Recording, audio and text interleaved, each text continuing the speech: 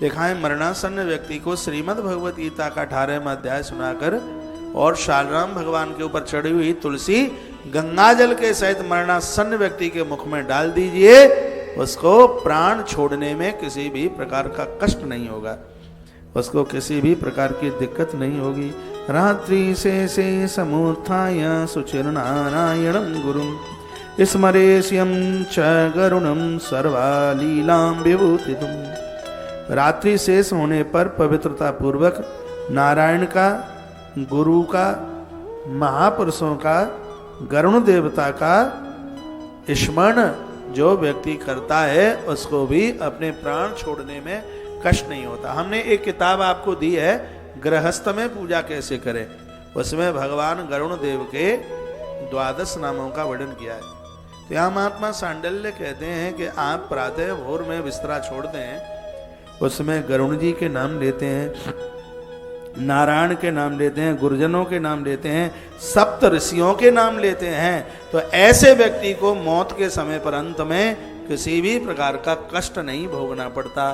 तो आज की कथा सुनकर के ये भी निश्चित कर लो कि कल से प्रातः से जब आप बिस्तर छोड़ेंगे तो जो भी नाम ले रहे हैं तो उनमें आप भगवान गरुण देव के 12 नाम और जोड़ देंगे, क्योंकि जैसे सांप, जैसे सर्प गरुण के द्वारा भागता है दूर, उसी प्रकार से गरुण के नाम के द्वारा काल भी स्थान छोड़ करके भागता है। भगवान गरुण की इतनी बड़ी महिमा है।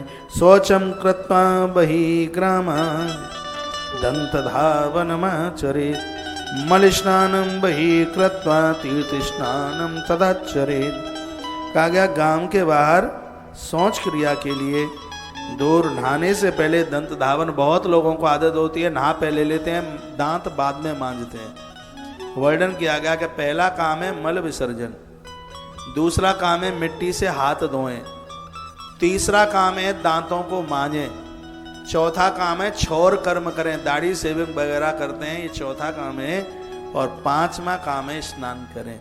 लेकिन बहुत लोग नहाने के बाद दांत मांजेंगे, नहाने के बाद दाढ़ी बनाएंगे, बिल्कुल उल्टे ही चलते हैं बिल्कुल। यदि आपके घर में आपके पति, आपका पति या बेटा ऐसा कुछ करता है तो उनको बताइए, उन्हें क्रम से बताइए कि इसका क्रम इस प्रकार से, पहले मलमूत्र विसर्जन, उसके बाद हाथों को साफ करें, उसके बाद दांत मांजें, छोर कर्म भी दांत मांजने के बाद है। बहुत लोग पहले दाढ़ी बना लेते हैं उसके बाद में दांतोन करते हैं, नहीं, पहले दांतोन करें, दांत साफ करें, उसके बाद यदि छोर कर्म करते हैं तो सेवंग इत्यादि, और उसके बाद में स्नान। यह महात्मा सांडिल्य बहुत बारीकी से बोलते हैं। उन्होंने ये कहा, फिर वो कहते कि स्नान करने के तत्पश्चात फिर आप तुलसी तोड़ने को जावें तो सबसे पहले तुलसी की मिट्टी अपने माथे से लगाएं, गरुए के, तुलसी के गरुए की मिट्टी अपने माथे से लगाएं। उस माटी की बहुत बड़ी महिमा है। तुलसी की मिट्टी जैसे ही आपने अपने मस्तिष्क पर लगाई है, आपको भगवान को गोपी चंदन लगाने का फल तत्काल प्राप्त हो जाता है। महात्मा सांडिल्य ने बड़ा जोर इसके ऊपर दिया। तुलसी की मिट्टी आप उसको नहाते समय शरीर में भी आप उसको लगा सकते हैं, नहीं तो आप तुलसी तोड़ने को जा रहे हैं, पहले उसको तिलक के रूप में अपने माथे पर लगाइए।